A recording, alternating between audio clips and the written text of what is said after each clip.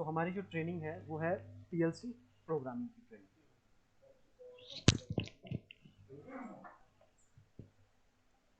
सो कुछ स्टूडेंट जो मॉर्निंग में भी थे उन्होंने एम्बेडेड सिस्टम की ट्रेनिंग भी अटेंड करी थी। हो सकता है कि कोई स्टूडेंट हो जिन्होंने मॉर्निंग का सेशन भी अटेंड करा था और अभी के लिए वो पीएलसी प्रोग्रामिंग में भी जिन्होंने रजिस्टर करा हुआ है। तो एक चीज़ ध्यान में रखना, जो भी आप ट्रेनिंग कर रहे हो उसमें आपने रजिस्टर जरूर किया होना चाहिए। मैं 1 या 2 दिन में आपको एक लिस्ट दूंगा जिसमें आपका नाम है कि नहीं है और आपकी जो डिटेल्स है आपने क्रॉस वेरीफाई करनी है। मैं क्लास स्टार्ट करता हूँ। हमारी जो क्लास है वो है पीएलसी। ठीक है। जो ये ट्रेनिंग हम ऑर्गेनाइज करवा रहे हैं, इंस्टीट्यूट का नाम है एमएसएमई टेक्नोलॉजी सेंटर बद्दी। ये ministry of micro small and medium enterprise government of India का इंस्टीट्यूट है और सेंट्रल गवर्नमेंट का इंस्टीट्यूट है। और जो एड्रेस है हमारा बद्दी सोलन में है, हिमाचल प्रदेश में। Points to discuss. सबसे पहले तो आपने रजिस्टर किया होना चाहिए और अगर रजिस्ट्रेशन में कोई प्रॉब्लम है या आपके कुछ डॉक्यूमेंट पेंडिंग है वो आपको बता दिया जाएगा और उसके अकॉर्डिंग आपने अपने डॉक्यूमेंट्स अपडेट करवा देने हैं हमारे पास। एंड सेकंड थिंग इज, आपकी जो ट्रेनिंग रहेगी वो पीएलसी प्रोग्रामिंग की रहेगी। ये वाला पॉइंट आप जैसे यहाँ पे पिक और एवीआर माइक्रो कंट्रोलर की प्रोग्रामिंग है, इसकी जगह आपकी क्या है, पीएलसी की ट्रेनिंग है। And what do you learn in this training, आप इस ट्रेनिंग में क्या सीखने वाले हो और क्लासेस हमारी किस तरह से कंडक्ट करेंगे। हम 1 से 2 घंटे की थ्योरी और प्रैक्टिकल क्लास रखेंगे और उसके बाद आपके कोई भी डाउट सेशन है या आपको जो काम दिया होगा वो आप ट्राई करना। वो इस तरह का काम नहीं क्योंकि आपके कोई नंबर लगेंगे या कुछ इसमें आपको असेसमेंट रहेगी। जस्ट आपकी प्रैक्टिस के लिए है कि जो भी आपको सिखाया जा रहा है वो आपको कितना बेनिफिट कर रहा है कि नहीं कर रहा है। एंड इस ट्रेनिंग को करने का फ़ायदा क्या है और किस सेक्टर में आपकी जॉब लग सकती है या आप ये ट्रेनिंग करके कहाँ कहाँ प्लेसमेंट पा सकते हो, तो वो चीज़ें भी हम डिस्कस करेंगे। ठीक है। एंड एमएसएमई टेक्नोलॉजी सेंटर मैंने बता दिया, it is working under administration control of ministry of micro small and medium enterprise government of India. And vision हमारा इस तरह से है कि hub of leading innovation solution to the assured personal and organisational excellence of leadership. We adopted a balanced approach towards supporting and assisting organization achieving the sustained excellence in their performance. देखो हमारा जो institute है वो दोनों तरफ से काम करता है। एक तो स्टूडेंट्स को लेके भी, जिनको ट्रेनिंग करनी है वो चाहे पास आउट स्टूडेंट्स हैं या ऑन गोइंग स्टूडेंट्स हैं। इसके साथ साथ में इंडस्ट्रीज के साथ अगर कोई प्रोजेक्ट है, हमारा कोलैबोरेटिव प्रोजेक्ट है, तो उस तरह के प्रोजेक्ट्स को भी हैंडल किया जाता है साथ साथ में। एंड स्टूडेंट्स को हम क्या करते हैं, जो इंडस्ट्रीज के कॉन्टैक्ट हमारे पास है, अगर उनको मैन पावर की रिक्वायरमेंट है, टेक्निकल पर्सन की रिक्वायरमेंट है, जैसे आपका डाटाबेस हमारे पास बन गया तो हम उनको डाटाबेस रेफर कर सकते हैं कि ये स्टूडेंट्स हैं जिन्होंने ट्रेनिंग करी हुई है और इनके पास स्किल सेट ये इस तरह से है, तो हम वो भी डाटा शेयर करते हैं कंपनीज के साथ। And the next thing is PLC and automation. बात आती है कि पीएलसी और ऑटोमेशन से आप क्या समझते हो। आपने जितने भी इंडस्ट्रीज देखी हैं जिनमें किसी भी टास्क को ऑटोमेटिक करने के लिए, आई थिंक कोई ज्वाइन करना चाह रहा है। ओके, ठीक है। तो हम ऑटोमेशन से किस तरह से समझते हैं कि पीएलसी एंड ऑटोमेशन, ठीक। हम ऑटोमेशन की बात कर रहे थे। होता क्या है कि जो भी इंडस्ट्रीज हमारे पास है उसमें किसी भी टास्क को ऑटोमेट करने के लिए, ऑटोमेट का मतलब होता है कि उस चीज को ऑटोमेटिक करने के लिए हमें क्या करना पड़ता है, एक स्मार्ट डिवाइस की जरूरत पड़ती है। स्मार्ट डिवाइस हमारे पास इस तरह से रहते हैं जिसको हम प्रोग्राम करके अपने अकॉर्डिंग उससे काम करवा सकें। ठीक है। ऑटोमेशन वर्ड का क्या है कि ऑटोमेटिक, किसी भी प्रोसेस को ऑटोमेटिक करना। तो इसके लिए हमें एक हार्डवेयर चाहिए। ठीक है। हार्डवेयर के साथ कुछ एक्चुएटर्स चाहिए होंगे जो हम डिस्कस करेंगे। ये में हार्डवेयर कौन सी चीज़ है, एक्चुएटर्स कौन सी चीज़ है, सेंसर्स और इनपुट डिवाइसेस किस तरह की चीज़ें हैं, ये सब हम डिस्कस करेंगे। तो बेसिक आइडिया क्या है कि हमारे पास एक पीएलसी होगी, हमारे पास एक लैपटॉप पीसी होना चाहिए जिसमें हम प्रोग्राम बना सकें और पीएलसी को हम प्रोग्राम कर सकें। और ऑटोमेशन क्या है कि कौन से टास्क को किस तरह से ऑटोमेट करना है। PLC lab in MSME TC Baddi, हमारे पास ये लैब सेटअप हमारे सेंटर में अवेलेबल है। जो भी स्टूडेंट्स यहाँ पे इन हाउस ट्रेनिंग करने के लिए आते हैं उनको इन किट्स पे काम करवाया जाता है, डिफरेंट डिफरेंट पैनल्स के साथ सर्किट किस तरह से बिल्ड करना है। साथ में ये जो लैब हमारी है ये PLC plus automation plus pneumatic की लैब है।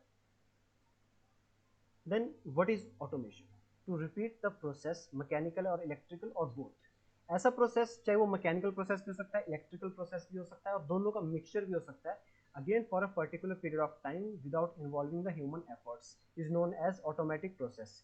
लेट्स सपोज कि आपके घर पे आपको क्या है कि पानी की टंकी आपको रोज फिल करनी है। तो आप उसके लिए एक ऑटोमेटिक प्रोसेस बना सकते हो कि मॉर्निंग में 9:30 टू 10:30 आपकी मोटर ऑटोमेटिक ऑन हो जाए।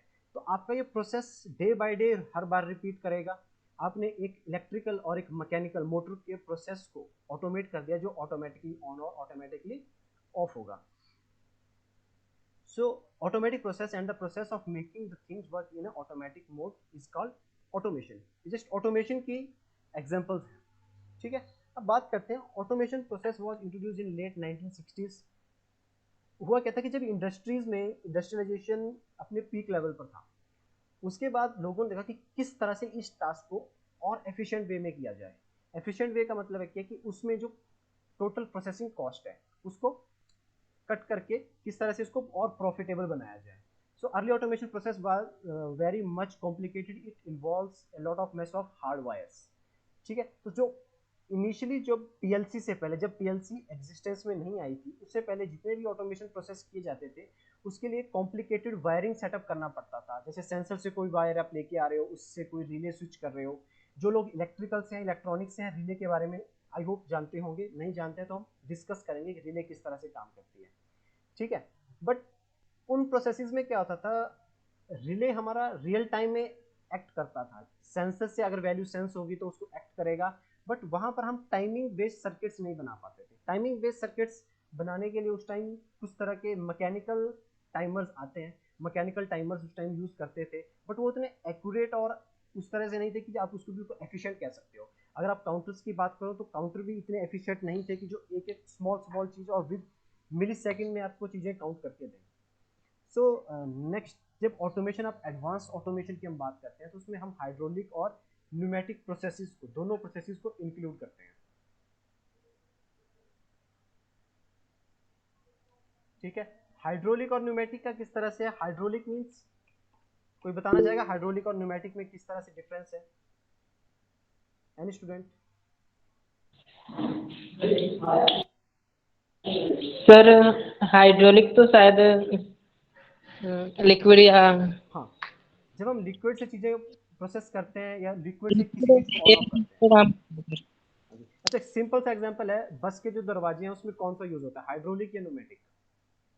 जो डोर्स ऑटोमेटिक ओपन होते हैं, न्यूमेटिक होता है सर वो। हाँ न्यूमेटिक यूज होता है। बट अगर आपको जैसे ट्रक का जो उसका बैक पोर्शन जो लिफ्ट होती है उसको लिफ्ट अप करना है तो उसमें हाइड्रोलिक यूज होता है, ठीक है। तो बेसिक्स आइडिया ये है कि जहां पर भी हमें हैवी टास्क करना है एंड हमें स्पीड मैटर नहीं कर रही तो हम हाइड्रोलिक यूज करते हैं। जहां पे हमें हैवी टास्क है, अब जब हम ब्रेक्स की बात करते हैं तो हाइड्रोलिक ब्रेक्स हैं, ठीक है। तो बट हम न्यूमेटिक ब्रेक्स यूज क्यों नहीं करते? न्यूमेटिक का मतलब कि एकदम से टास्क होगा, जो हमारी जो एयर प्रेशर की जो स्पीड रहेगी उस स्पीड के अकॉर्डिंग हम किसी एक्चुएशन, किसी चीज़ को एक्चुएट करेंगे, ठीक है। इस पर भी डिस्कस करेंगे कोर्स के, जब हम कोर्स में डिफरेंट डिफरेंट प्रोजेक्ट्स पे काम करेंगे। अब बात आती है electronic control using electronic cards based and digital gates. आप लोगों ने डिजिटल इलेक्ट्रॉनिक्स में गेट्स पढ़े होंगे, and gate, or gate, not gate. तो देखो जितने भी लॉजिक्स हैं, चाहे वो हम बात करें पीएलसी बेस्ड करें, बात करें या किसी भी तरह के जो सर्किट्स में जब हम लॉजिक क्रिएट करते हैं, सारे के सारे लॉजिक्स को हम digitally with the help of gates इनको इंप्लीमेंट कर सकते हैं। सो ऑटोमेशन प्रोसेस मैंने आपको बता दिया कि किसी भी प्रोसेस को हमने क्या करना है, ऑटोमेट करना है with the help of PLC, some type of actuators, some type of hydraulic components, some type of pneumatic components. And next thing is need of advancement in automation. So हम ये जो ऑटोमेशन वर्ड है इसको use क्यों करना चाहते हैं? तो सबसे पहली चीज आती है to increase the productivity and reliability. Productivity आपकी किस तरह से इंक्रीज होगी? जहां पर 4 पर्सन आपका जो काम है 8 आवर की शिफ्ट कर सकते हैं, बट अगर आप उसी प्रोसेस को ऑटोमेट कर सकते हो तो आपकी जो मशीन है वो 24 आवर भी रन कर सकती है। प्रोडक्टिविटी आपकी इंक्रीज हो गई। रिलायबिलिटी, अब एक पर्सन है वो काम करते करते थक सकता है, बट एक ऑटोमेटिक मशीन को क्या है कि आपको उसको हीटिंग, टेम्परेचर और कुछ चीज़ों का ध्यान रखना पड़ेगा, बट आपको वो एक रिलायबल सॉल्यूशन दे सकती है। And easy troubleshooting of complicated hardware to find faults, ठीक है। अब देखो, अगर आपके पास एक ऐसी मशीन है जिसको आपने प्रोग्राम करा है एंड इन केस किसी टाइप का एरर राइज होता है, जैसे आपका मोबाइल है, मोबाइल का एग्जांपल लेते हैं। अगर आपके मोबाइल में कोई प्रॉब्लम आती है तो एक एरर कोड या एरर नाम से कोई चीज़ आपके पास आ जाती है। अगर आपको एरर कोड पता लग गया तो आप इजीली सर्च कर सकते हो कि दिस टाइप ऑफ एरर किस वजह से हैपन होता है। ठीक है, किस तरह से ये इस एरर को हम रिमूव करेंगे, वो सारी चीज़ें किस तरह से हो जाएंगी, ट्रबल शूटिंग में हो जाएंगी। To increase the accuracy in the product formation, accuracy हमारी इंक्रीज होगी जब हम मशीन्स का टोटल मशीन्स का यूज़ कर रहे हैं। To reduce the power loss in working of machines, power loss भी हम इस मशीन्स में कम कर देंगे। ठीक है, and to reduce the manpower in process in which involve in danger to mankind. ये जो लास्ट स्टेटमेंट है ये काफ़ी कॉन्ट्राडिक्टेड स्टेटमेंट है कि हम एक तरफ कह रहे हैं कि हम ऑटोमेशन करेंगे, दूसरा कह रहे हैं कि हम मैन पावर को कम कर देंगे।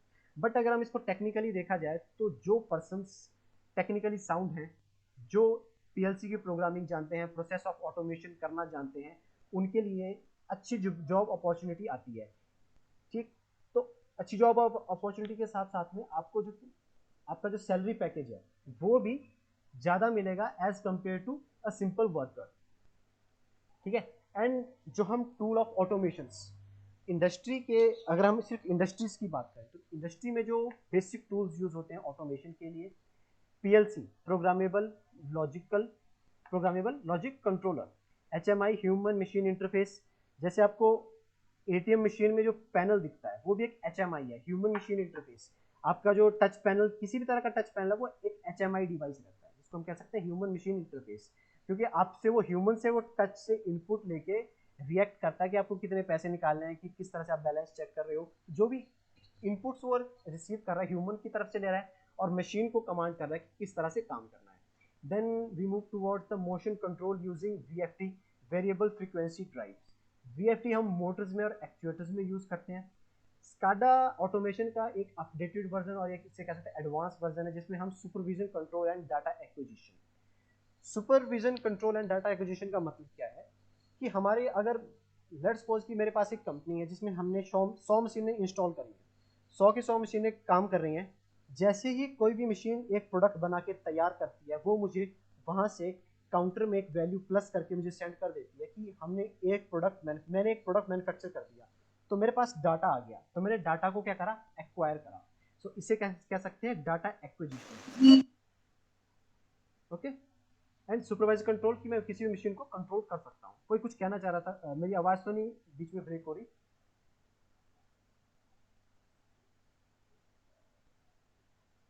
कोई भी मुझे एक बार बता दे कि मेरी आवाज़ क्लियर है एंड आपको स्क्रीन विजिबल है। क्लियर है सर, और स्क्रीन भी क्लियर है। Yes, sir. And another thing is DCS, distributed control system. Distributed control system क्या है कि अब आपके पास एक कंपनी सिर्फ इंडिया में है, बट आप क्या कर रहे हो, आपने कंपनी एक्सपेंड कर रहे हो। आपने एक कंपनी चाइना में ओपन कर ली, एक आपने यूएसए में ओपन कर ली, डिफरेंट डिफरेंट कंट्रीज में ओपन कर ली। अब आप क्या करोगे, हर एक कंपनी में जब भी प्रोडक्ट बन रहा है आपके पास डाटा आना चाहिए। तो डिस्ट्रीब्यूटेड कंट्रोल सिस्टम क्या है कि आपने डिफरेंट प्लेसेस पर अपने सिस्टम्स इंस्टॉल कर रहे हैं, जिसको आपने बाद में सेंट्रलाइज कर दोगे। And the main thing is robotics. Robotics automation का एक एडवांस पार्ट है, जिसमें हम एम्बेडेड सिस्टम को भी इंक्लूड करते हैं, पीएलसी बेस्ड रोबोटिक्स को भी यूज़ करते हैं। जो इंडस्ट्री में जो रोबोट्स यूज़ होते हैं वो मैक्सिमम अभी काउंटिंग के लिए या मूवमेंट ऑफ जो पार्ट्स बन के तैयार हो जाएंगे उनको कहीं पे प्लेस करने के लिए या लोडिंग या अनलोडिंग के लिए यूज़ करते हैं। अब मेन बात आती है, हम बात कर रहे हैं पीएलसी की, प्रोग्रामेबल लॉजिक कंट्रोलर। तो मेन कंपनीज कौन हैं जो इस पीएलसी को मैन्युफैक्चर करती हैं? तो जो कुछ कंपनीज हैं, Allen Bradley, Siemens, ABB, Schneider, Hitachi, Beckhoff, Omron, Mitsubishi, इस तरह की डिफरेंट डिफरेंट कंपनीज हैं जो अपनी रिक्वायरमेंट के अकॉर्डिंग डिफरेंट डिफरेंट टाइप की पीएलसीज बनाती हैं।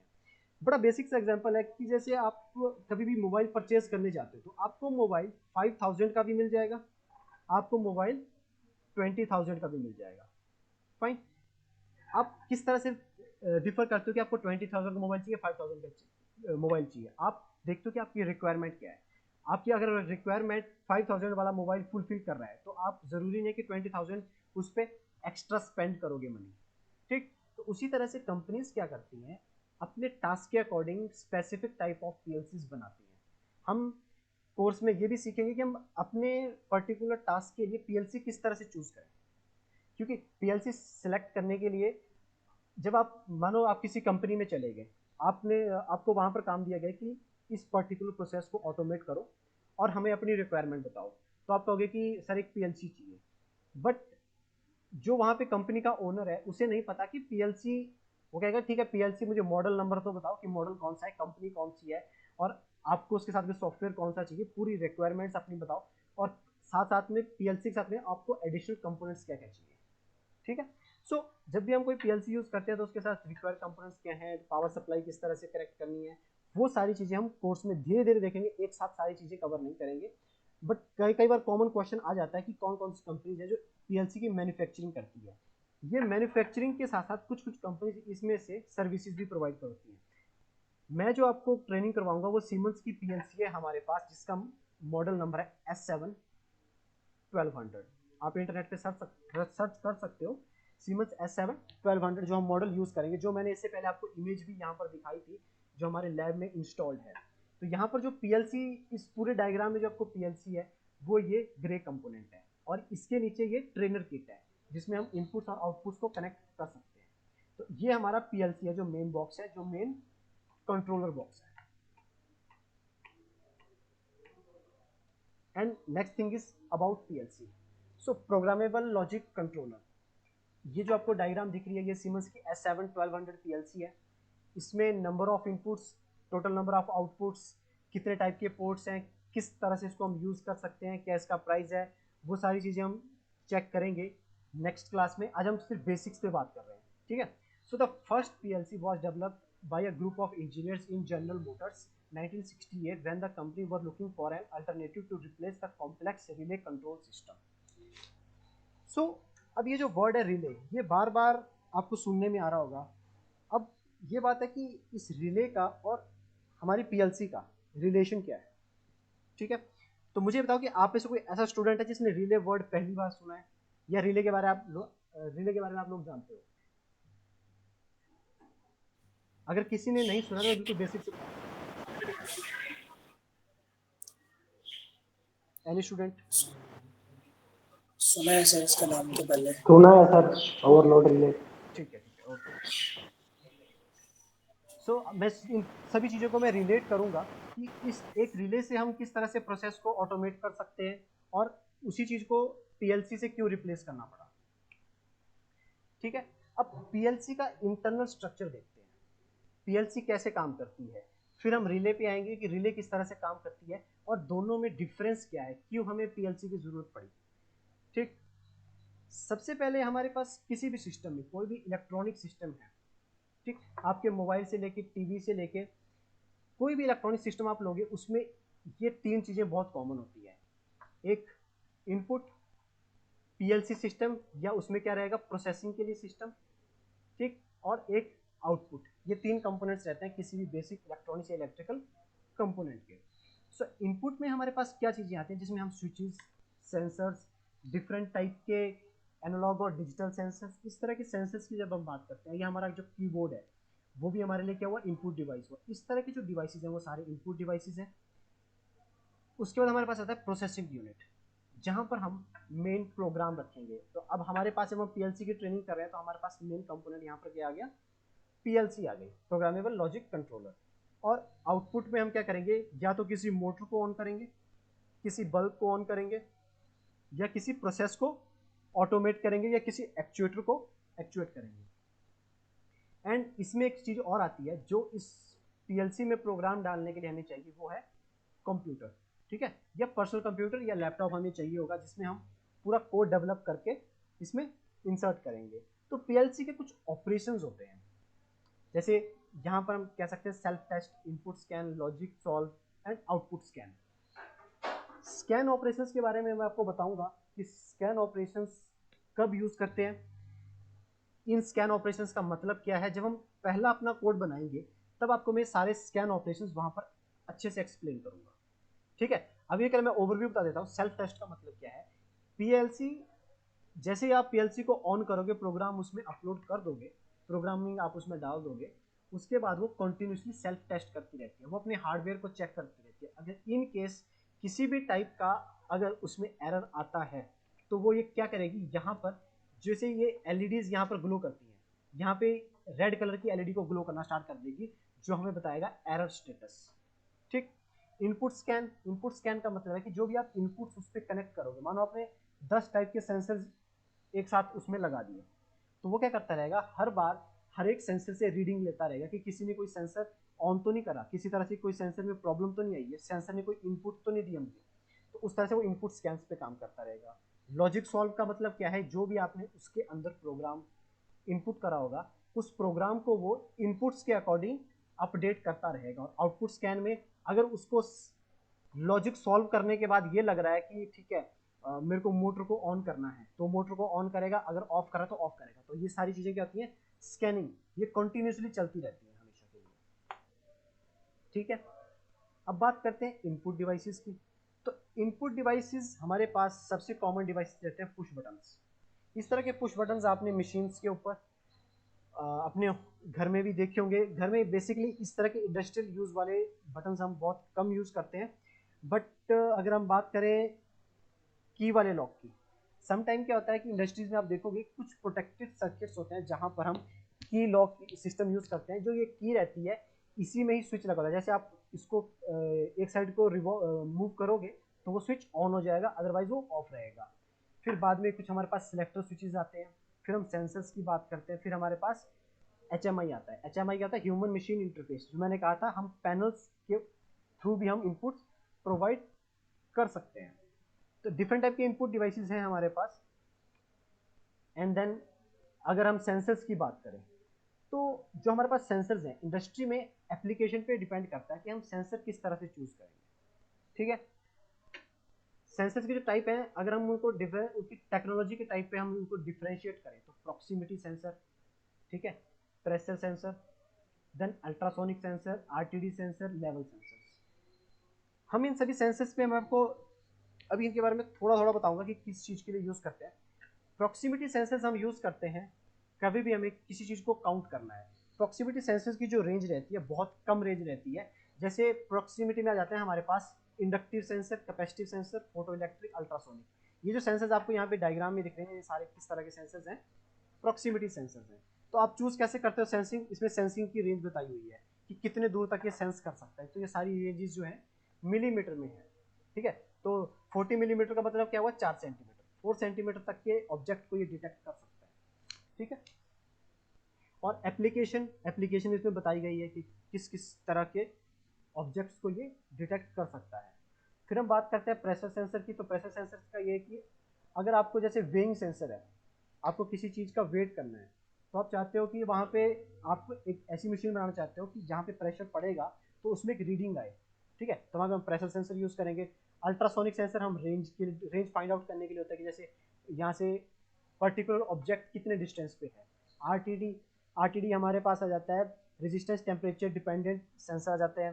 ठीक है, उसके बाद लेवल सेंसर हमारे पास आते हैं। जैसे लेवल सेंसर एग्जांपल हम ले सकते हैं, आपके जो घर में पानी की टंकी, अगर आप वहाँ पे सेंसर इंस्टॉल करोगे अपने वाटर लेवल को इंडिकेट करने के लिए। ठीक है, अभी के लिए तो हम क्या कर लेते हैं कि आराम से ऊपर से ढक्कन खोल के देख लेते हैं कि ठीक है टंकी भर गई कि नहीं भर गई, या तो पानी बाहर आ गया। बट अगर हम एक इंडस्ट्री लेवल प्रोजेक्ट की बात करें, वहाँ पर जब बॉयलर में बहुत हाई टेम्परेचर में कोई चीज़ बॉयल हो रही है, लेट्स सपोज कि कोई फार्मा इंडस्ट्री है, वो कोई मेडिसिन मैन्युफैक्चरिंग कर रही है एंड उसको पर्टिकुलर 200 डिग्री टेम्परेचर पे वाटर को बॉयल, किसी पर्टिकुलर कंटेंट को बॉयल करना है। तो अब तो ऐसा तो है नहीं कि हम उस बॉयलर के अंदर झांक के देखेंगे कि ये कहाँ तक भरा है। तो उसके अंदर क्या करना पड़ता है, लेवल सेंसर्स यूज करने पड़ते हैं जो हमें एग्जैक्ट रीडिंग बताते हैं कि अभी तक हमने इस पर्टिकुलर टैंक को कितना फिल कर दिया।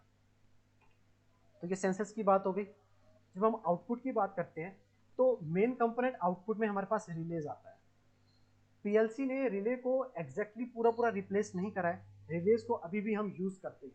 रिले एक ऐसा कंपोनेंट है इलेक्ट्रिकल में, जब आप पीएलसी यूज करोगे, पीएलसी जो भी आउटपुट आपके पास आएगी उस आउटपुट को आप किसी डिवाइस तक लेके जाने के लिए आपको क्या करना पड़ेगा, रिले को इंटरमीडिएट सर्किट की तरह यूज करना पड़ेगा।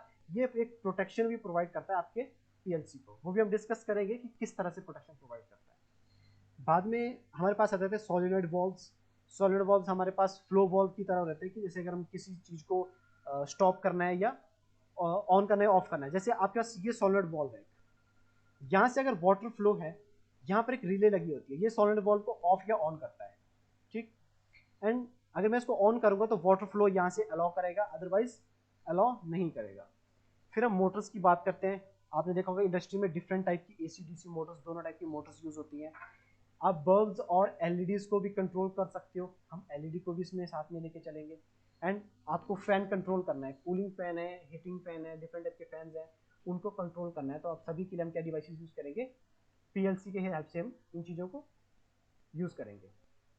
अब हम अपने नेक्स्ट टॉपिक की तरफ जाने से पहले कुछ चीज़ें क्लियर कर लेंगे पहले से। हो सकता है कि आपको इन चीज़ों के बारे में पता हो, जिसको नहीं पता है वो भी एक बार ध्यान से देख लेना। ठीक, अब हम बात करेंगे वोल्टेजेस की। हम बात करते हैं एसी वोल्टेज और डीसी वोल्टेज। अगर मैं आपसे पूछूं एसी वोल्टेज का सिंबल किस तरह से, तो आप कह सकते हो अल्टरनेट करंट। ठीक है, एग्जाम्पल के लिए हमारे घरों में जो सप्लाई आती है वो आती है 220 वोल्ट। ठीक, कोई मुझे बता सकता है कि आपके घर में करंट कितना आता है? Any student?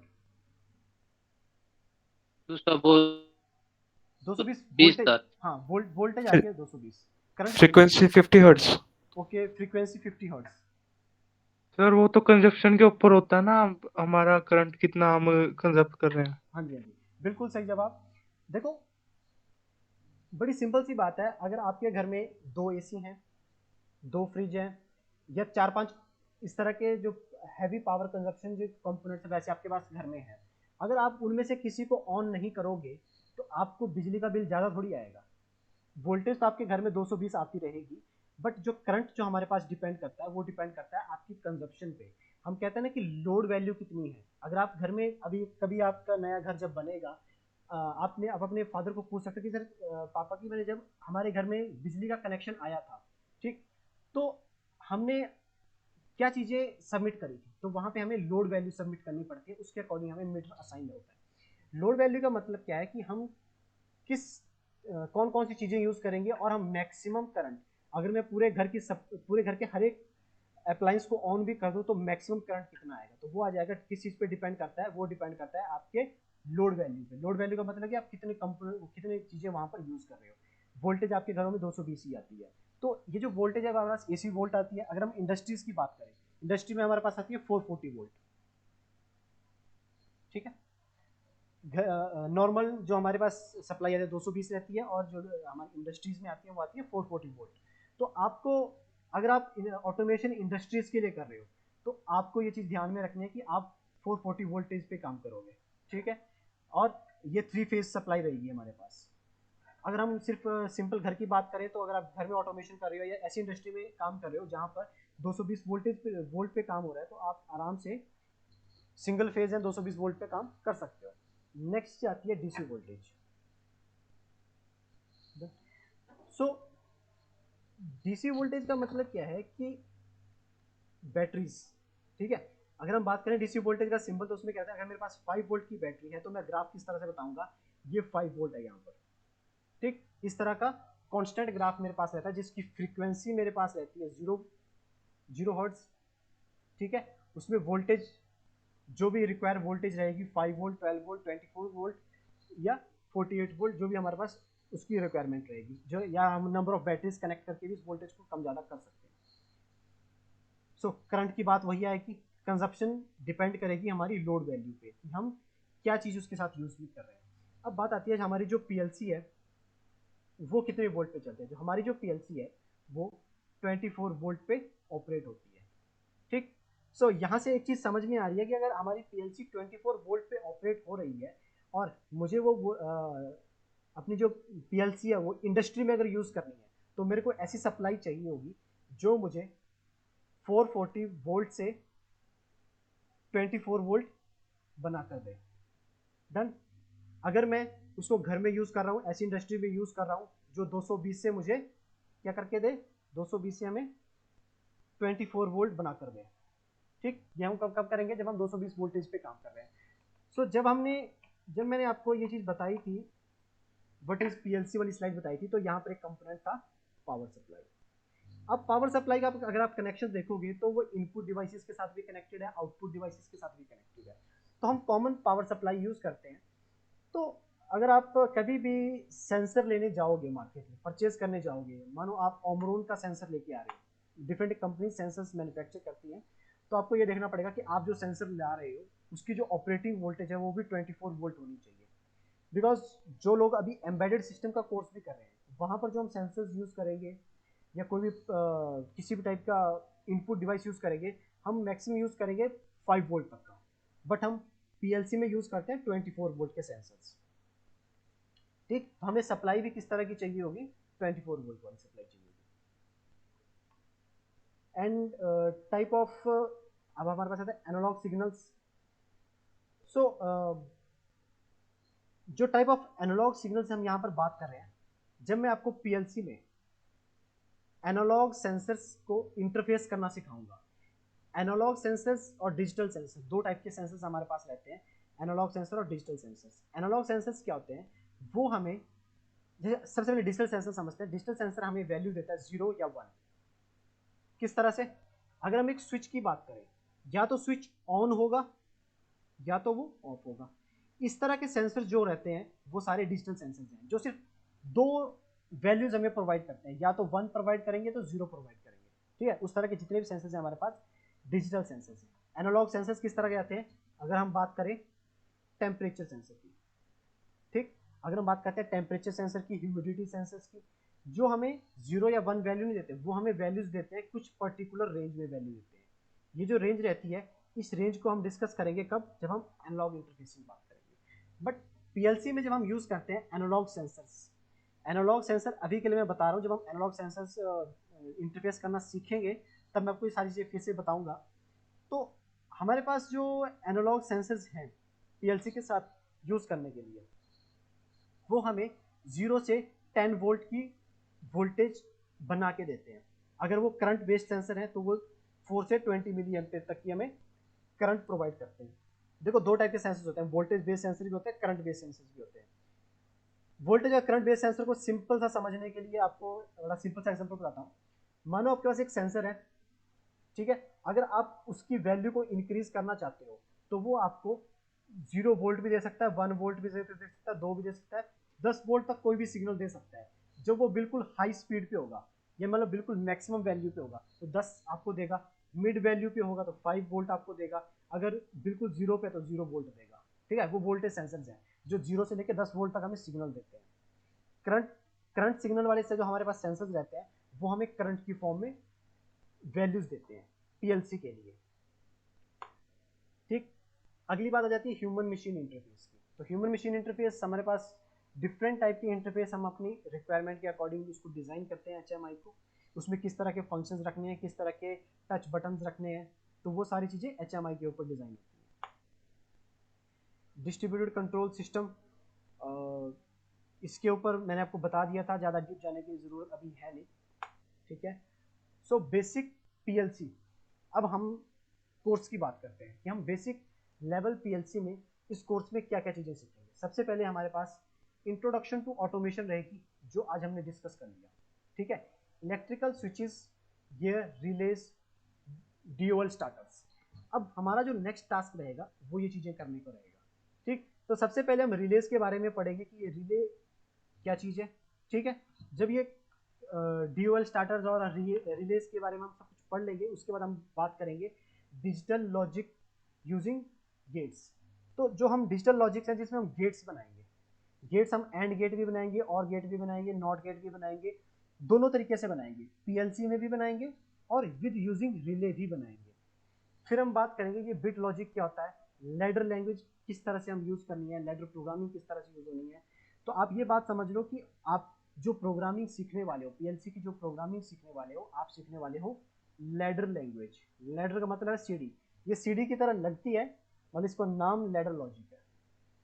ठीक है, अगर आप फिर चाहते हो कि आपको पीएलसी एडवांस सीखनी है, तो आप ड्राइव्स के ऊपर, एचएमआईज के ऊपर भी काम कर सकते हो, बट बेसिक्स कंप्लीट करने के बाद। एंड जो हम सॉफ्टवेयर यूज़ करेंगे वो सीमेंट 12 S7, मैंने कौन सा बताया था, S7 1200 यूज़ करेंगे। 300 किट जो है अभी वो परचेजिंग में है, 1200 किट हमारे पास लैब में अवेलेबल है। जैसे जैसे हम ये टास्क करेंगे, मैं क्लास में कैमरा के साथ आपको पीएलसी के साथ दिखाऊंगा कि किस तरह से पीएलसी हमारी काम कर रही है। And advance level of PLC में आप क्या कर सकते हो, AC VFD drive, variable frequency drives, different different type की ड्राइव्स रहती हैं। इन ड्राइव्स पे हम डिस्कशन करेंगे, एसी ड्राइव्स, डीसी ड्राइव्स, उन चीज़ों पे भी हम डिस्कशन करेंगे, और एचएमआई किस तरह से डिज़ाइन करते हैं उसके बारे में मैं आपको बताऊंगा। ठीक है। एंड अगर आप बेसिक और एडवांस लेवल की पीएलसी कंप्लीट कर लेते हो तो उसके बाद आप रोबोटिक आर्म्स की प्रोग्रामिंग पे भी आ सकते हो। आई थिंक क्लास ज्वाइन करना चाह रहा है।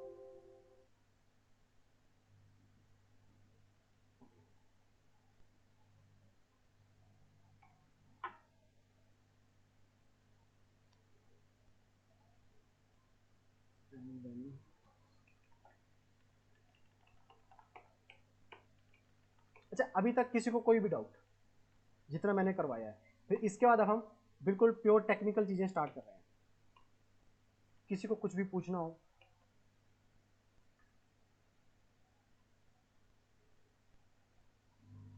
ओके, आई थिंक कोई डाउट नहीं है। ठीक है। सो जो अब मैं लैडर लॉजिक के बारे में बता देता हूँ।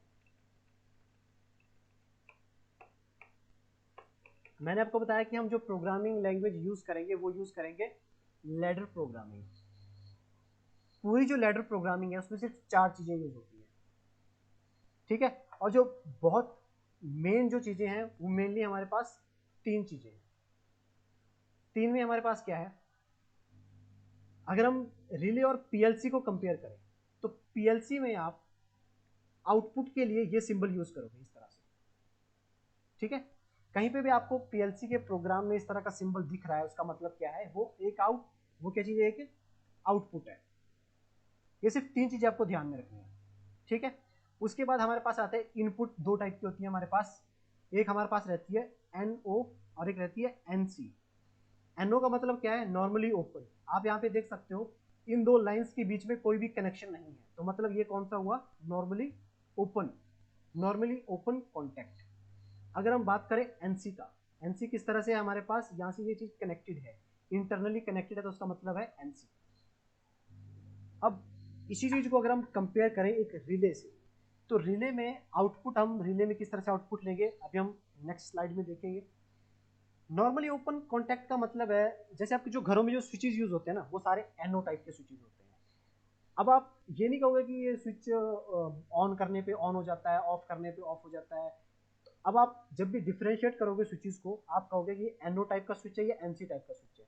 जब सेंसर्स भी आप यूज करोगे, आप अगर आपने कभी अगर सेंसर यूज करा होगा पीएलसी के लिए या कभी भी इलेक्ट्रिकल में, तो आपको कहा होगा कि ये एनओ टाइप का सेंसर या एनसी टाइप का सेंसर है। एनओ और एनसी का मतलब क्या होता है? हमारे घरों में स्विच होता है, अगर हम उसको ऑफ रखते हैं, जैसे अभी ये स्विच नॉर्मल स्टेट में है, तो हमारी जो बल्ब होता है वो क्या रहता है? ऑफ रहता है। जैसे ही हम स्विच को प्रेस करते हैं, ये कनेक्शन मेक हो जाता है, तो हम क्या करते हैं? स्विच को ऑन करते हैं तो लाइट भी ऑन हो जाती है, फैन भी ऑन हो जाता है, ठीक। तो उसका मतलब क्या हुआ? वो एनओ टाइप का स्विच है। एनसी टाइप का स्विच का बेस्ट एग्जांपल है रेफ्रिजरेटर का स्विच। अगर आपने कभी ध्यान से देखा होगा या बचपन में काफी लोग वो ट्राई करते हैं कि जो फ्रिज का स्विच है उसके जब डोर क्लोज होता है तो वो ऑटोमेटिकली वो प्रेस हो जाता है, ठीक है। तो वो स्विच रहता है हमारा एनसी टाइप का। वो किस तरह से काम करता है? अगर आप फ्रिज को ओपन रखा है तो वो स्विच किस तरह से रहता है? कनेक्टेड रहता है। जैसे ही आप फ्रिज का डोर बंद करोगे उस स्विच का कनेक्शन ब्रेक हो जाता है। तो नॉर्मल स्टेट में वो हमेशा ऑन रहता है, एंड अगर आप स्विच को प्रेस करोगे तो वो ऑफ हो जाएगा। वो रिवर्स में काम करता है। तो वो किस टाइप का स्विच रहता है हमारे पास? एनसी टाइप का स्विच रहता है। ये जो 3 कंपोनेंट्स हैं प्रोग्रामिंग लैंग्वेजेस में, जो आप लेडर प्रोग्रामिंग यूज करोगे उसमें ये 3 कंपोनेंट्स ही आप यूज करोगे। कॉइल, इस चीज को क्या कहते हैं? जो मैंने आपको आउटपुट है इसको कॉइल कहेंगे, एनओ स्विच कहेंगे और एनसी स्विच कहेंगे, ठीक है। किसी को कोई डाउट?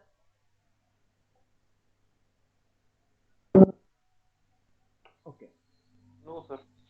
ठीक है। अब हम बात करते हैं रिले के ऊपर। सर वैसे नोट्स तो नोट्स मैं आपके साथ ना, ये जो मैं अभी लेक्चर ले रहा हूँ, इस लेक्चर का मैं आपको रिकॉर्डेड लिंक आपको सेंड कर दूंगा यूट्यूब का, ठीक है। आप रिवाइज कर सकते हो। और नोट्स में आपको जब ये किसमें कोर्स सर? खत्म हो जाएगा ना, तो आपको मैं ये प्रेजेंटेशन प्रोवाइड कर दूंगा।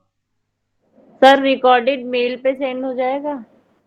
मैं आपको अगर ग्रुप में सेंड करूँ तो चलेगा, सर ओके सर। है ना। या तो आपको अगर मेल पे चाहिए तो आप मुझे मेल ड्रॉप कर देना कि हमें इस सेशन का लिंक चाहिए, तो मैं आपको सेंड कर दूंगा। ओके सर, मेल पे ज़्यादा बेटर रहेगा बिकॉज रखा हो जाती नहीं है ना। किस नाम से ना रखा? ग्रुप मैंने पीएलसी ट्रेनिंग नाम से बना के रखा हुआ है, आई थिंक आप लोग उसमें हो जाएंगे। अगर आप उसमें अगर आप में ना, मैंने आपको मॉर्निंग में ही मेल करी थी कि ग्रुप ज्वाइन कर लेना। ये ग्रुप ज्वाइन की मैंने पहले करी थी, मॉर्निंग में मैंने क्लास की मेल करी। सर ठीक है, शायद हमें नहीं मिली, आप एक बार और मेल कर देना। ठीक है। आप मुझे ऐसा करना, मैं अपना नंबर शेयर कर देता हूँ यहाँ पर, आप लोग मुझे व्हाट्सएप कर देना, मैं उन जो जो मुझे व्हाट्सएप कर देना, मैं उन सबको ग्रुप का लिंक सेंड कर दूंगा। Okay. Excuse me sir. Yes. Sir वैसे तो रजिस्ट्रेशन पीएलसी के लिए किया हुआ है, एम्बेडेड सिस्टम का कर सकते हैं हम? हाँ कर सकते हो, आप दोनों कोर्सेज भी कर सकते हो। बट सर सर्टिफिकेट तो एक ही मिलेगा ना? नहीं नहीं, सर्टिफिकेट आपको 2 मिल जाएंगे। आपने ऐसा करना कि रजिस्ट्रेशन फिर से कर देना, ठीक है, उसमें एम्बेडेड सिस्टम सेलेक्ट करना। Thank you sir sir. Registration करने के लिए फिर से लिंक ओपन करना पड़ेगा? हाँ जी, उसी लिंक पे आपको सारे डॉक्यूमेंट फिर से अपलोड करने पड़ेंगे। और सर लिंक आप शेयर कर सकते हैं, बिकॉज मैंने अपना फोन रीसेट कर दिया। ओके। मुझे आप ऐसा करना, मैंने अपना नंबर शेयर करा, अपनी व्हाट्सएप पे ना दोनों चीज़ों की रिक्वेस्ट कर देना, एक आपको यूट्यूब के लिंक की, एंड सेकंड मुझे मतलब मेंशन कर देना, ठीक है। Okay sir, okay. Thank you sir.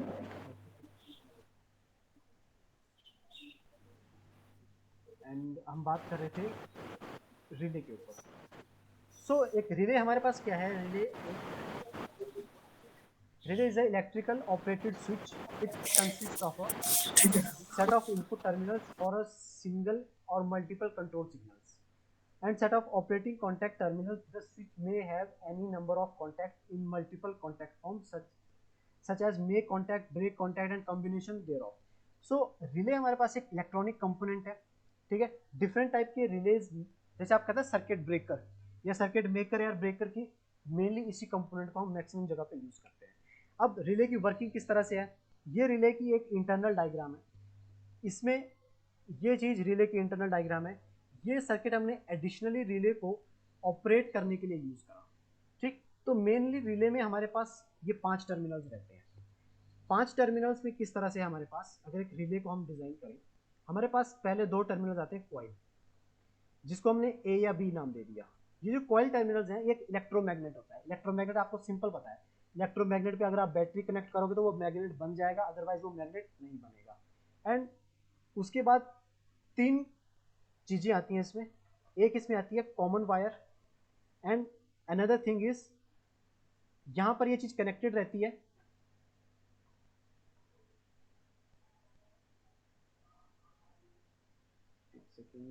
Eraser,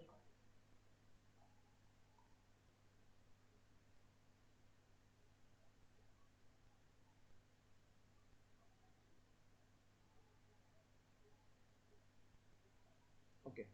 so normally हमारे पास किस तरह से रहती है जी, यहाँ पर ये जो आपको एक शाफ्ट दिख रही है, जो शाफ्ट है वो स्विच हो रही है आपस में, वो एनसी के ऊपर भी जा रही है और एनओ के ऊपर भी जा रही है। तो ये इसमें क्या रहता है, एनओ का मतलब क्या बताया था मैंने, नॉर्मली कनेक्टेड, ठीक है। और एनओ का मतलब क्या बताया था, नॉर्मली ओपन, ठीक है। नॉर्मली कनेक्टेड या नॉर्मली क्लोज उसको कह सकते हैं। अगर आपकी जो शाफ्ट है ये यहाँ पर कनेक्टेड है, ठीक है, इसके साथ में लगा होता है एक स्प्रिंग, इस तरह से इंटरनली इस तरह से डायग्राम रहती है। तो जैसे ही यहाँ से इलेक्ट्रोमैग्नेट में आप बैटरी कनेक्ट करोगे, इसमें आप टर्मिनल याद रखने की जरूरत नहीं है, इलेक्ट्रोमैग्नेट है, जिस मर्जी साइड से आप बैटरी कनेक्ट कर सकते हो, ठीक। तो जैसे ही आप बैटरी कनेक्ट करोगे, ये जो शाफ्ट यहाँ पर है, ये नॉर्मली कहाँ पर रहती है, नॉर्मली क्लोज में रहती है हमेशा। नॉर्मली क्लोज का मतलब, एनसी का मतलब ही क्या है, नॉर्मली क्लोज। जैसे ही आप बैटरी या यहाँ से स्विच को प्रेस करोगे, तो ये जो शाफ्ट है यहाँ से शिफ्ट होके नॉर्मली ओपन में आ जाएगी, ठीक है। तो यहाँ पर ये स्विचिंग इस तरह से होगी।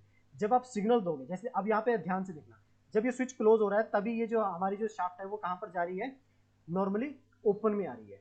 स्विच प्रेस करेंगे तो नॉर्मली ओपन में, अदरवाइज नॉर्मली कनेक्ट में रहती है। तो ये रिले का इंटरनल लॉजिक है कि रिले काम किस तरह से करती है, ठीक है। एक सिंपल सा एग्जांपल, अगर आपको घर की एसी वोल्टेज, ठीक है, घर में अगर आपके पास एसी की 220 वोल्ट आ रही है, ठीक, मैंने उसकी एक वायर को रिले के थ्रू इस तरह से कनेक्ट करा, तो ये जो रिले का कॉन्टैक्ट है, ये कौन सा कनेक्ट कॉन्टैक्ट होगा, ये होगा नॉर्मली ओपन, और यहाँ पर एक नॉर्मली क्लोज कॉन्टैक्ट होगा जो अभी इसने यूज़ नहीं करा, उसको ओपन छोड़ दिया। तो जैसे ही यहाँ से कोई सिग्नल दबा रहा है, स्विच को प्रेस, मतलब सर्किट को कंप्लीट कर रहे हैं, सोलिनॉइड क्या बन रहा है, मैग्नेट बन जा रहा है, मैग्नेट बनने से अपनी तरफ अट्रैक्ट कर रहा है, अट्रैक्ट करके वो क्या कर रहा है, स्विच को ऑन करके बल्ब को ऑन कर दे रहा है। तो अभी हो सकता है जैसे हमने यहाँ पर ये स्विच यूज़ करा, अब इसकी जगह हम यूज़ करेंगे पीएलसी। ठीक है, पीएलसी हमें कितने, मैंने आपको बताया था कि 24 वोल्ट पे काम करती है। ठीक है, तो हम क्या करेंगे, यहाँ से जैसे ही 24 वोल्ट का सिग्नल देंगे ये सोलिनॉइड बन जाएगा। सोलिनॉइड बनने के बाद आपको ये क्या कर देगा, आपको यहाँ पे लाइट को ऑन कर देगा। तो एक बेसिक सर्किट है जिसमें हमने 24 वोल्ट के सर्किट से 220 वोल्ट की एक करंट सर्किट को या 220 के किसी एक अप्लायंस को किस तरह से ऑन करना है, किस तरह से ऑफ करना है, एक बहुत बेसिक सा सर्किट है जो with the help of relay हम कर सकते हैं। तो ये रिले का बिल्कुल बेसिक है। ठीक, तो अभी फिर से मैं उन्हीं पॉइंट्स पे आ रहा हूँ, नॉर्मली ओपन और नॉर्मली क्लोज। ठीक, क्योंकि ये बहुत ज़रूरी चीज़ है जब आप लैडर प्रोग्रामिंग करोगे। सारी लैडर प्रोग्रामिंग इन दो चीज़ों पे ही बेस्ड है। अब देखो, नॉर्मली ओपन के लिए अगर आपको कहा जाए कि उसके लिए आप सिंबल रिप्रेजेंटेशन करो, तो सिंपल रिप्रेजेंटेशन किस तरह से रहेगा, नॉर्मली ओपन जो पुश बटन है हमारे पास, किस तरह से बताएंगे, नॉर्मली वो क्या है, डिस्कनेक्टेड है। नॉर्मल, जब हम नॉर्मल पोजीशन की बात करें, नॉर्मली क्या है, वो ओपन है। एनसी की बात करेंगे तो नॉर्मली वो क्लोज रहता है, पहले से ही क्लोज रहता है। अब मैं चाहता हूं कि मैंने नॉर्मली ओपन के ऊपर मैंने लगाई फोर्स, तो उसका सर्किट क्या हो जाएगा, कनेक्ट हो जाएगा। ओके, अगर मैं नॉर्मली क्लोज एनसी बटन पे फोर्स लगाऊंगा, उसको प्रेस करूंगा, तो उसका सर्किट क्या हो जाएगा, ब्रेक, उसका सर्किट डिस्कनेक्ट करेगा। तो ये बेसिक कॉन्सेप्ट्स हैं रिले के और पीएलसी के। ठीक, अब तक जितनी चीजें हमने करी हैं, तो उस चीज के अकॉर्डिंग थोड़ा सा टाइम लो, इस डायग्राम को देखो, क्या ये चीज बिल्कुल सही है कि नहीं है। जब हम नॉर्मली ओपन की बात कर रहे थे, नॉर्मली ओपन यहाँ से लिखा हुआ है, नॉर्मली ओपन स्विच, तो नॉर्मल ओपन स्विच किस तरह से है, यहाँ पर ओपन है और जब इसको प्रेस करेंगे तो ये क्लोज हो जाएगा, ये दो स्टेट्स हैं। और नॉर्मली क्लोज की किस तरह से है, पहले से वो क्लोज दिख रहा है हमें। ठीक है, चाहे वो बाहर ही रहेगा, स्टेट वो उसकी कैसी रहेगी, नेचुरल स्टेट रहेगी जिसमें वो क्लोज रहता है। जैसे आप उसको प्रेस करोगे ऑफ हो जाएगा, मतलब वो सर्किट को ब्रेक कर देगा। तो ये एग्जाम्पल है आपके घर में यूज होने वाला सिंपल स्विच। ठीक है, और ये वो वाला स्विच है यहाँ पर जो नॉर्मली क्लोज है, ये हमारे पास है जो रेफ्रिजरेटर में यूज होता है। ठीक, ये चीजें हैं। सो मुझे बताओ कि नॉर्मली ओपन और नॉर्मली क्लोज में किसी को कोई डाउट अभी तक? No sir. ओके,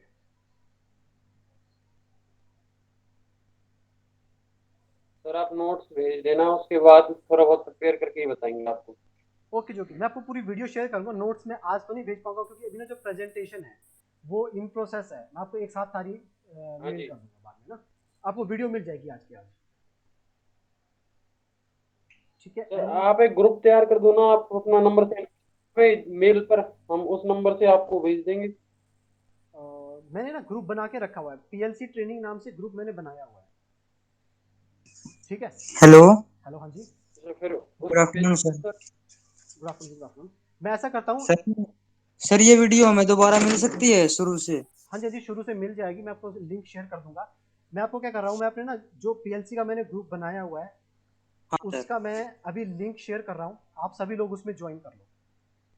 ठीक है, इसमें ज्वाइन है सर हम। ये मैंने अभी चैट में लिंक डाला, इस पर क्लिक करोगे आपको ग्रुप ज्वाइन करने की नोटिफिकेशन आ जाएगी, आप डायरेक्ट ज्वाइन कर जाओगे। ओके, अपने फ्रेंड्स के साथ भी शेयर कर लेना जिसने रजिस्टर करा हुआ है।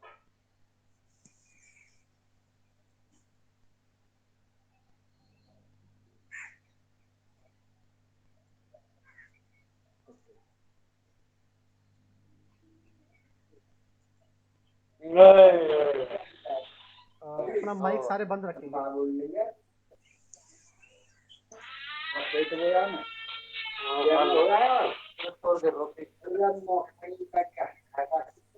मेरा नाम बाबा।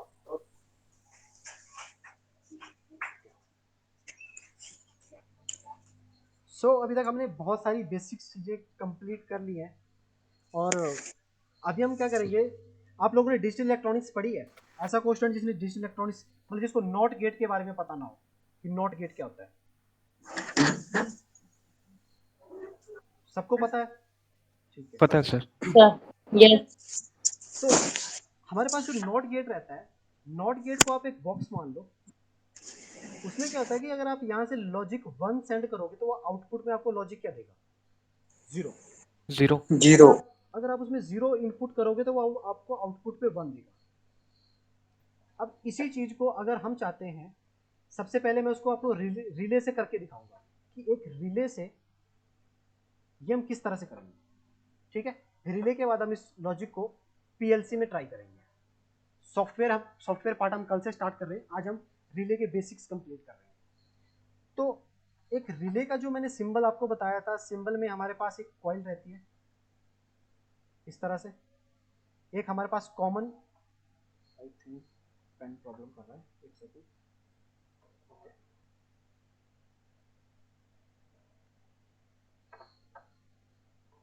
ठीक है, एक हमारे पास कॉमन वहां पे रहता है, एक हमारे पास रहता है नॉर्मली ओपन, एक रहता है नॉर्मली क्लोज।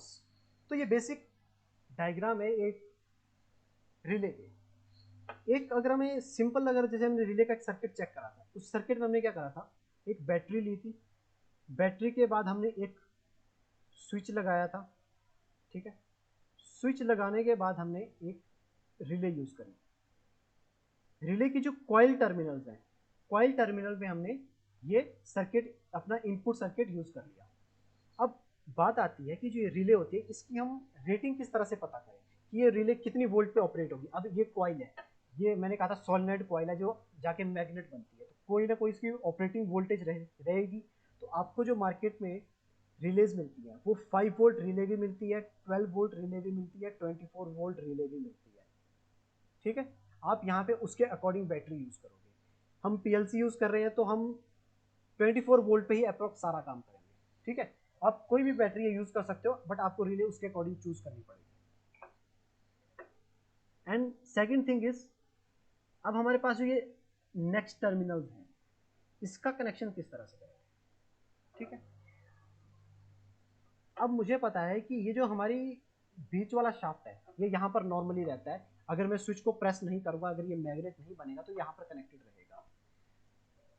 अभी के लिए मैं क्या करता हूँ, यहाँ पर एक एसी सिग्नल लिया, एसी सिग्नल को मैंने इस तरह से कनेक्ट करा, एक हमने यहाँ पर लिया बल्ब। ठीक है, अब ये बल्ब ग्लो नहीं करेगा, मैंने पहले ग्लो कर दिया इसको, डन। ठीक है, तो हमने ये कनेक्ट कर दिया इस तरह से। अगर मैं इस चीज को यहां से अभी कनेक्ट करता हूं तो क्या ये बल्ब ऑन होगा? कोई स्टूडेंट, क्या ये बल्ब ऑन होगा? नहीं होगा। नहीं होगा सर, नहीं होगा। ठीक है, अब इस चीज को ध्यान से देखना, जब भी आप कोई भी टास्क करोगे, जो भी आपको मैं टास्क दूंगा, आपने सबसे पहले क्या करना है, टेबल तैयार करना है। टेबल किस तरह का? टेबल में सिर्फ दो चीजें हैं, इनपुट और आउटपुट। यहां पे मैंने बटन को प्रेस करा, कोई नहीं करा। अगर मैंने बटन को प्रेस नहीं करा तो उसका मतलब है 0, मैंने कोई फोर्स नहीं लगाई। क्या मेरा सर्किट ऑन हुआ? सर्किट भी ऑन नहीं हुआ। तो मैंने असल में एक ऐसा ब्लॉक बनाया, ठीक है, जैसे मैं नॉट गेट को कह रहा था ना ब्लॉक, मैंने एक ऐसा ब्लॉक बनाया जिसमें अगर मैं 0 इनपुट दे रहा हूं तो वो 0 ही आउटपुट दे रहा है। ठीक है, इसे कहते हैं कि logical representation of a circuit. अब ये हमारा हो गया पहला केस। सेकंड केस में हम क्या करेंगे, जैसे ही स्विच को प्रेस करेंगे, ये शाफ्ट यहां पर आ जाएगी, ये बल्ब ऑन हो जाएगा, सही बता रहा हूं। ठीक है, सर्किट कंप्लीट होगा, बल्ब ऑन हो जाएगा। तो बटन को भी मैंने क्या कर दिया, प्रेस कर दिया हुआ है। तो जब मैंने बटन को प्रेस करा तो मतलब इसका मतलब है कि मैंने इनपुट दी 1 और आउटपुट में क्या आई 1। सो मैंने नॉट गेट नहीं बनाया, मैंने क्या बनाया, एक सिंपल सर्किट बनाया जो 0 पे 0 और 1 पे 1 आउटपुट देता है। ठीक है, तो ये नॉट गेट नहीं बना। बट अगर मुझे नॉट गेट बनाना है तो मुझे क्या करना पड़ेगा, अब मैं थोड़ा सा इसमें और मॉडिफिकेशन करता हूँ। मैं क्या करता हूँ, सर्किट में थोड़ा सा चेंज करूंगा, जस्ट सारे सर्किट को नॉर्मल कंडीशन में ले आते हैं। ठीक है, ये हमारे पास कौन सा कॉन्टैक्ट था, नॉर्मली कनेक्टेड, ये था नॉर्मली ओपन। अब मैं क्या करूँगा, मैं जो वायर को कनेक्ट करूँगा वो नॉर्मली कनेक्ट पे कनेक्ट कर दूंगा और यहाँ से ये वायर हमेशा कनेक्ट रहती है। तो अब मुझे बताओ, जब मैंने स्विच प्रेस नहीं करा है तो क्या बल्ब ऑन होगा? यस सर, ऑन होगा। ठीक है। तो अभी मेरा क्या हुआ, इनपुट तो मेरी 0 थी, मैंने बटन प्रेस नहीं करा था, बट आउटपुट मेरी बदल के क्या हो गई, 1। ठीक है। और जब मैं बटन को प्रेस करूंगा तो ये क्या हो जाएगा, जो रिले का जो अंदर की जो वायर थी वो यहाँ से टूट के नॉर्मली ओपन पे आ जाएगी। नॉर्मली ओपन पे आ जाएगी तो सर्किट ये ब्रेक हो जाएगा, यहाँ से ब्रेक हो जाएगा सर्किट, करंट पास नहीं करेगा। और इस सर्किट को मैंने प्रेस करा था, अगर मैंने इनपुट 1 दी है तो आउटपुट मेरी क्या हो गई, 0। अब बताओ, नॉट गेट बन गया। ठीक है, यस सर। यही होता है ना नॉट गेट। तो जब मैं बता रहा था ना आपको कि जब पीएलसी एग्जिस्टेंस में नहीं आई थी, इंडस्ट्री वाले किस तरह से करते थे, वो इसी तरह से दिमाग लगाते थे।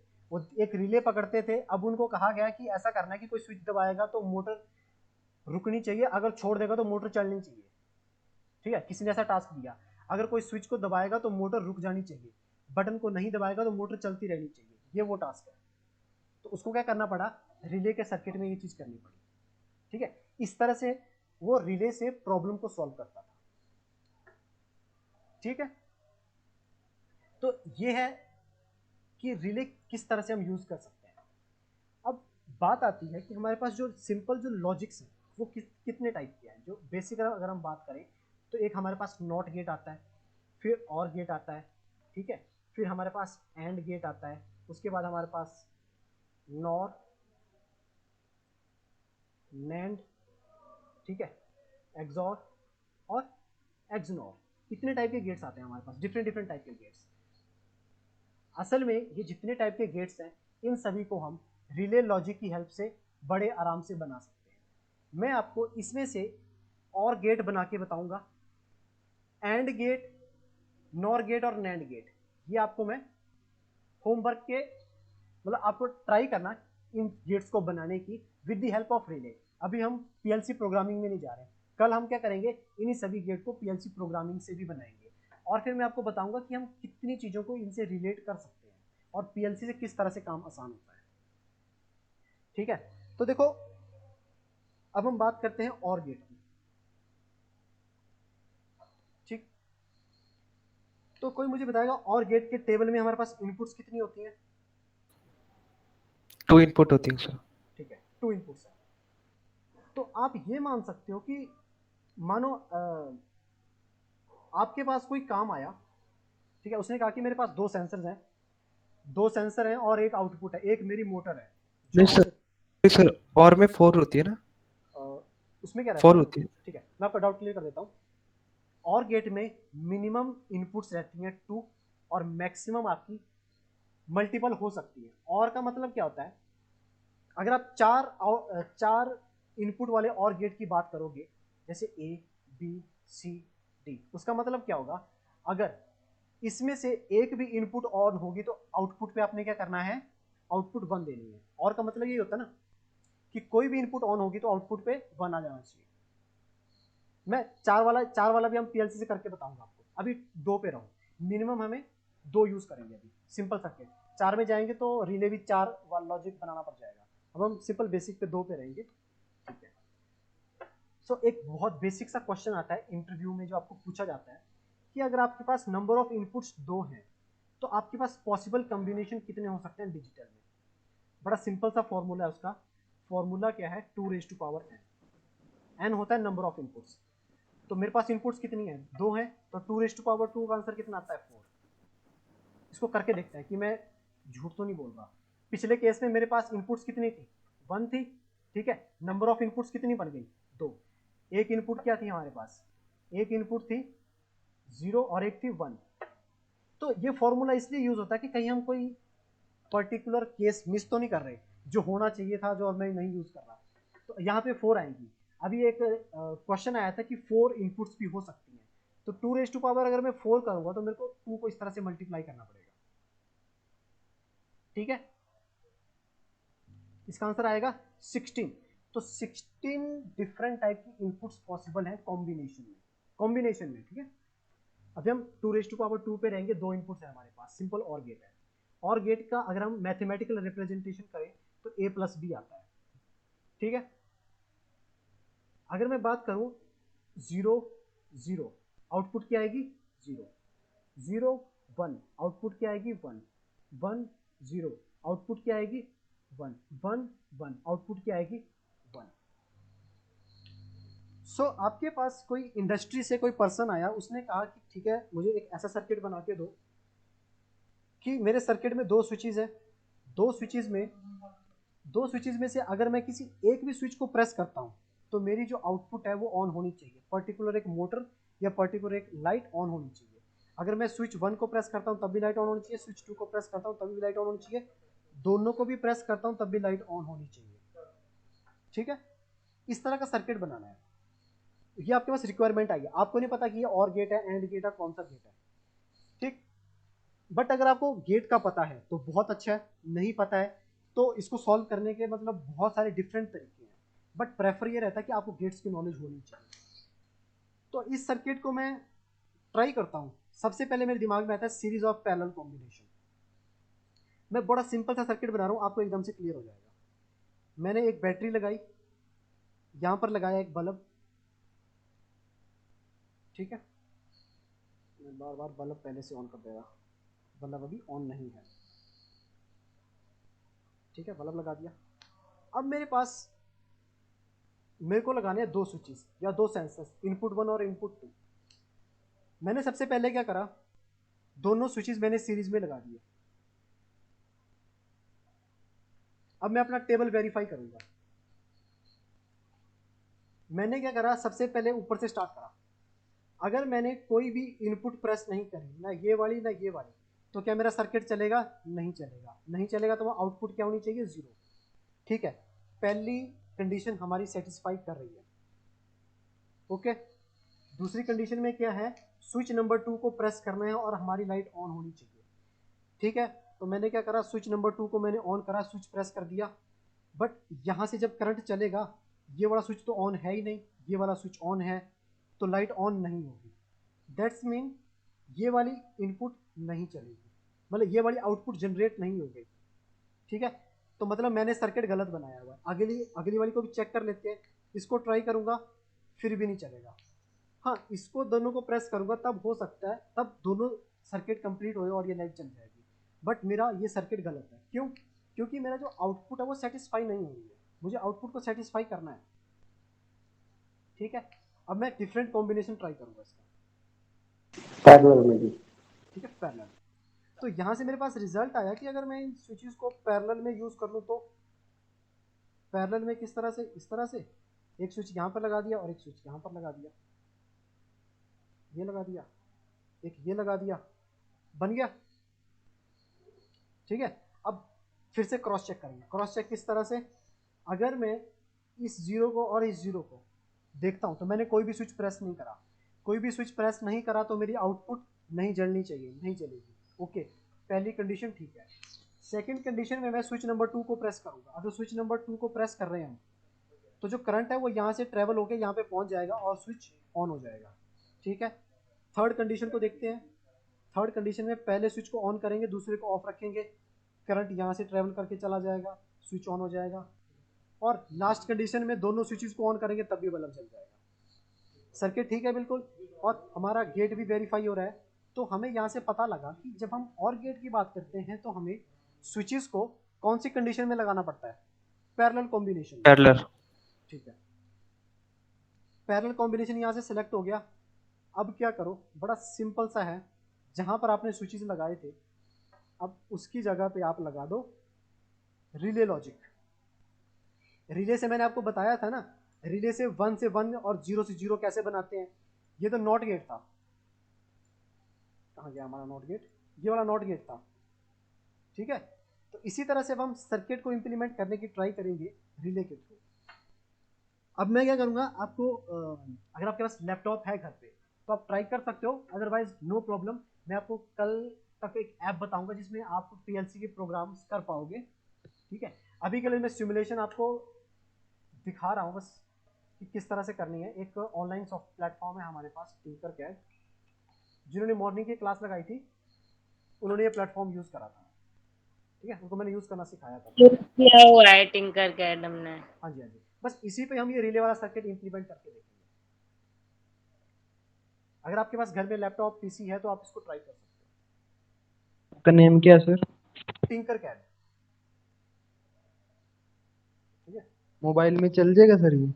मोबाइल में ना प्रॉब्लम ये रहती है कि जो सर्किट जब हम प्लेस करते हैं ना, तो कई बार बहुत ज़्यादा प्रॉब्लम्स रहती हैं, वायर अच्छे से वर्कआउट नहीं कनेक्ट करता नहीं। सर मोबाइल में, ये हाँ जी वर्क नहीं करते हैं मोबाइल में इनके कंपोनेंट्स। हाँ जी हाँ जी, मोबाइल में ना आप कभी ट्राई कर सकते हो। कुछ कुछ मोबाइल में हाँ मैंने जी। चलते हुए देखा था, जिसमें आप अगर वेबसाइट को आप open as a desktop website open करोगे, ठीक है, तब शायद चल जाए, बट कोई आपको अभी इसकी ज़रूरत नहीं पड़ेगी। आपको मैं अलग से एक ऐप बताऊंगा जिसमें आप पीएलसी के प्रोग्राम्स बना पाओगे। ये जस्ट बेसिक्स क्लियर करने के लिए है चीज़ें। तो हमें यहाँ पर चाहिए होगी रिले, ठीक है। तो यहाँ पर मेरे पास 2 रिले बोर्ड्स हैं, रिले कंपोनेंट्स हैं। अगर आप यहाँ पे इसकी रेटिंग देखोगे, यहाँ पर कितना बता रहा है 3 एम्पियर 24 वोल्ट, और यहाँ पे बता रहा है 3 एम्पियर 125 एसी। तो ये जो हमें अभी रेटिंग बता रहा है, ये रेटिंग बता रहा है आउटपुट की, ये इनपुट वाली रेटिंग नहीं है। ये कौन सी है? आउटपुट कॉइल की। आउटपुट कॉइल का मतलब क्या होता है? जब हम इस रिले को कनेक्ट कर रहे थे तो मैंने आपको कहा था कि इस पर्टिकुलर सोलेनॉइड के लिए अलग से वोल्टेज रहती है, वो अभी उसमें उस डायग्राम में हमें नहीं दिख रही। अभी हमें जो वोल्टेज एसी और डीसी की दिख रही है, ऑपरेटिंग वोल्टेज ऑपरेटिंग करंट, वो इस सर्किट का दिख रहा है, सामने वाले सर्किट का। बट अगर आप जैसे गूगल पे सर्च करोगे 5 वोल्ट रिले, ठीक है, एक रिले को किस तरह से हम रीड करते हैं वो आपको बता देता हूँ।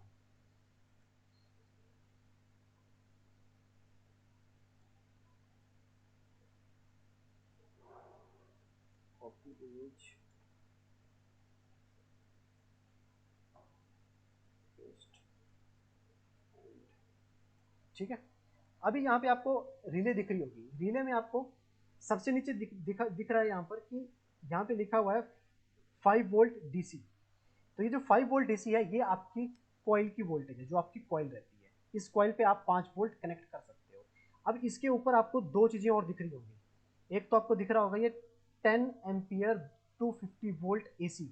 अगर आपको एसी का कोई अप्लायंस इसके साथ चलाना है तो आप 250 वोल्ट 10 एम्पियर तक चला सकते हो। अगर आप डीसी का चलाना चाहते हो आप सिर्फ 30 वोल्ट तक जा सकते हो। ये अब किस चीज़ की बात हो रही है? ये बात हो रही है इसके कॉमन एनओ और एनसी की बात हो रही है। तो जब आप रिले यूज़ करो, प्रोजेक्ट में यूज़ करना चाहते हो, तो सबसे पहले अपनी रिक्वायरमेंट देखो, कहीं आप 30 वोल्ट से ऊपर तो नहीं काम करें, तो आपको डिफरेंट रिले यूज़ करनी पड़ेगी, आप इसको यूज़ नहीं कर सकते। ठीक है, इस तरह से हम इस कंपोनेंट को रीड करते हैं।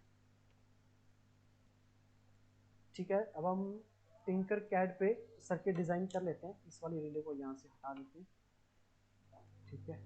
और मुझे इसके साथ में चाहिए होगी बैटरी, ठीक है। असल में ये सिमुलेशन सॉफ्टवेयर है जिसमें हम सिमुलेशन सर्किट की परफॉर्म कर सकते हैं। अब इसकी डायग्राम देखो, यहाँ पर आपको कॉइल कहाँ पे दिख रही है? कॉइल आपको दिख रही है बीच में, 1 2 3 4 डिफरेंट डिफरेंट कंपोनेंट्स है। कॉइल यहाँ पे टर्मिनल 8 और 5 के बीच में, ये वाली, ठीक। और मुझे चाहिए होगा बटन, ठीक है, पुश बटन में हमने लगा दिया। कनेक्शन करना स्टार्ट करते हैं,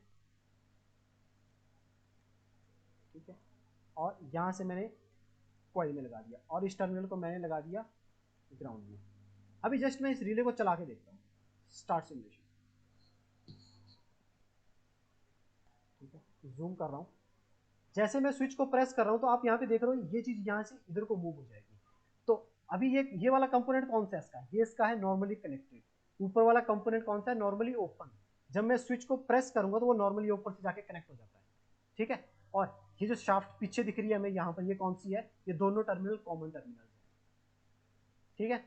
ये सर्किट हमें समझ आ गया, कॉइल का मैंने सर्किट बनाया। अब मैं आउटपुट के लिए अभी डीसी सर्किट ही बना रहा हूँ। एक डिफरेंट बैटरी मैंने यूज करी,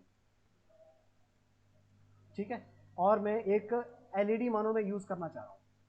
एलईडी के साथ रेजिस्टेंस भी लगता है, ठीक है। और मैंने इसको कनेक्ट कर दिया कैथोड, एनोड पार्ट को, ठीक है। अब हम यहाँ से बात करते हैं एनोड की। तो एनोड को मैंने पॉजिटिव से कनेक्ट कर दिया, एंड नेगेटिव को मैं कैसे कनेक्ट करूंगा? नेगेटिव को मैं कनेक्ट करूंगा रिले के थ्रू, क्योंकि रिले को एज ए स्विच मैंने यूज करना है, ठीक है। तो कैथोड मेरा टर्मिनल ये आ गया, मैंने सबसे पहले ले जाके क्या करा, इससे ज़्यादा अच्छा रहेगा कि हम बैटरी से नेगेटिव टर्मिनल निकालें और कॉमन पे कनेक्ट कर दें। और कॉमन के मैंने ओपन, जहाँ पर ओपन है, ओपन का मतलब क्या है कि नॉर्मली सर्किट नहीं चलेगा। यहाँ से मैंने वायर यहाँ पर लगा दी, ठीक है। आप सर्किट पे स्टार्ट सिमुलेशन करके देखते हैं कि क्या सर्किट चल रहा है। देखो सर्किट अभी नहीं चल रहा। जैसे मैं स्विच को प्रेस करूँगा एलईडी ऑन हो गई। यहाँ पे रिले को देखोगे आप, ठीक है, रिले स्विच हो रही है, रिले स्विच हो रही है और लाइट ऑन हो रही है। तो मैंने अभी कहाँ पे कनेक्ट करा, ये वो वाला सर्किट बन गया। जब मैं स्विच को प्रेस करता हूँ तो लाइट ऑन होती है, अगर प्रेस नहीं करता तो लाइट ऑफ हो जाती है। अभी मैं क्या करता हूँ, सिर्फ एक कनेक्शन चेंज कर रहा हूँ। ये वाली वायर मैंने डिलीट करके कनेक्ट कर दी नॉर्मली क्लोज के ऊपर। अब क्या होगा, नॉर्मल कंडीशन में एलईडी जलती रहेगी, जैसे ही स्विच को प्रेस करूंगा एलईडी ऑफ हो जाएगी। ठीक, ये है नॉर्मल सर्किट कि किस तरह से काम करता है।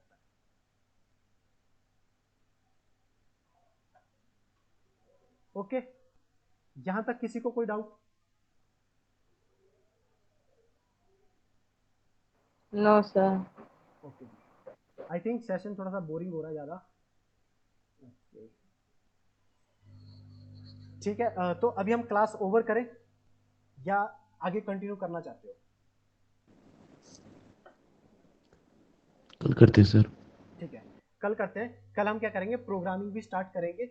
और जो काम हमें, जैसे मैंने अभी आपको बताया कि जैसे मैंने और गेट बना के देखा था ना कि स्विचेस मेरे को पैरेलल में लगाने हैं, आप नैंड के लिए और उन चीज़ों के लिए ट्राई करना, ठीक है। फिर यही सारी चीज़ें हम अपने पीएलसी में भी करेंगे, पीएलसी सिमुलेशन सॉफ्टवेयर में करेंगे। और जो हम पीएलसी यूज़ कर रहे हैं, अगर आप गूगल पे सर्च करोगे तो हम यूज़ कर रहे हैं S7-1200 लिखोगे पीएलसी, तो आपके इसकी इमेजेस एंड डिफरेंट तरह की चीज़ें, मतलब इसके कंपोनेंट्स किस तरह की दिखती है, क्या इसकी एप्लीकेशन है, डिफरेंट टाइप की डिटेल्स आपको मिल जाएंगी। एंड सेकंड थिंग इज, जो हम सॉफ्टवेयर यूज़ कर रहे हैं वो हम यूज़ कर रहे हैं TIA पोर्टल। TIA पोर्टल, ठीक है। TIA सिमंस का ही सॉफ्टवेयर है। इस तरह का हमारा सॉफ्टवेयर रहेगा, जो अगर आप किसी इंडस्ट्री में भी जाते हो तो इसी तरह के सॉफ्टवेयर पे आप काम करोगे। सिमंस पीएलसी आपकी इंडस्ट्री में भी यूज़ होती है। एग्जैक्ट यही सॉफ्टवेयर है जो, मतलब क्योंकि कंपनी ने लिमिटेड सॉफ्टवेयर बनाए होते हैं, वही आप एजुकेशन पर्पज से भी यूज़ करते हो और आप इंडस्ट्री में भी यही सॉफ्टवेयर यूज़ करते हो। असल में जो सॉफ्टवेयर है ये पेड वर्जन है, तो हमारे पास इंस्टीट्यूट में तो अवेलेबल है। बट मैं आपको अभी लिए प्रेफर करूँगा कि आप लोग कुछ ऑनलाइन प्लेटफॉर्म्स हैं, कुछ ऑनलाइन ऐप्स होंगी, उनके बारे में आपको बताऊंगा। उस पर आप अपने लॉजिक्स किस तरह से इम्प्लीमेंट करने हैं वो आप ट्राई कर सकते हो, मतलब आप कोडिंग खुद से भी ट्राई कर सकते हो, ठीक है। वो चीज़ें मैं सारी कल बताऊंगा आपको। चलो ओके ठीक है, सर। कल मिलते हैं। Attendance sir. अटेंडेंस मेरे पास आ जाती है, जैसे आप जिस ने लॉगिन करा हुआ है मेरे पास अटेंडेंस मार्क होगा। ओके सर सर क्लास का टाइमिंग होगा? हाँ जी, कौन सी का? ये जो वीडियो है